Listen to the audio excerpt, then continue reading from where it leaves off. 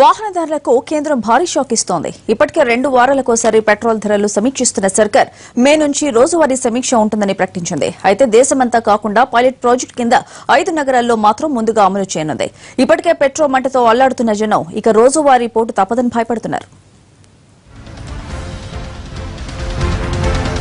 అంతర్జాతీయ మార్కెట్లో పెట్రోల్ ధరలు తగ్గుముఖం పట్టినా మన దేశంలో మాత్రం పెట్రోల్ మోతం మోగిపోతోంది.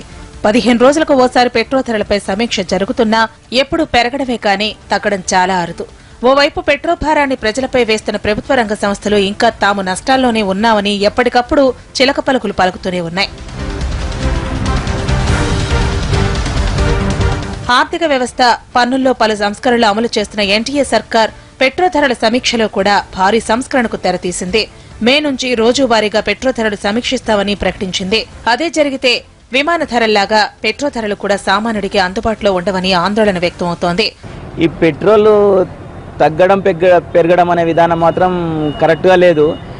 పెట్రోల్ పెరిగింది అని ఒకసారి అనౌన్స్మెంట్ అయ్యిందంటే అర్ధరాత్రి నుంచి అమల్లోకి వచ్చేస్తుంది. ఒకసారి పెరిగిందంటే 3 రూపీస్ పెరుగుతుందంటే రాత్రి అమల్లోకి వస్తుంది.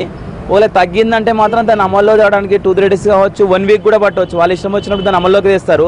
అయితే మొదట పైలట్ ప్రాజెక్టు పద్ధతిలో దేశవ్యాప్తంగా 5 నగరాలను ఇందుకోసం కేంద్రం ఎంపిక చేసింది. ఏపీ నుంచి విశాఖపట్నం, పుదుచ్చేరి, రాజస్థాన్ నుంచి ఉదయపూర్, జార్ఖండ్ నుంచి జంషెడ్పూర్, పంజాబ్, హర్యానా నుంచి చండీగఢ్ ను ఎంచుకుంది. ఇప్పుడు 1 మంత్ 15 డేస్ ఒకసారి చేసినప్పుడే 15 to 20 మినిట్స్ సేల్ ఆపాల్సి వస్తుంది. ఇప్పుడు కొంతమంది కస్టమర్స్ కూడా ఏంటంటే వెయిట్ చేయలేరు, ఇబ్బంది అవుతుంది. అది కూడా ఇప్పుడు డైలీ అన్నా అనుకో, డైలీ కొంచెం ప్రాసెస్ తీసుకొని 10-15 మినిట్స్ 20 మినిట్స్ అలా వెయిట్ చేసేసి పంపులు ఆపాల్సి వస్తుంది. ఇప్పటికే పెట్రోల్ వడ్డనతో సతమతమవుతున్న వాహనదారులు కేంద్రం లేటెస్ట్ స్టేట్మెంట్ తో బెంబేలెత్తుతున్నారు.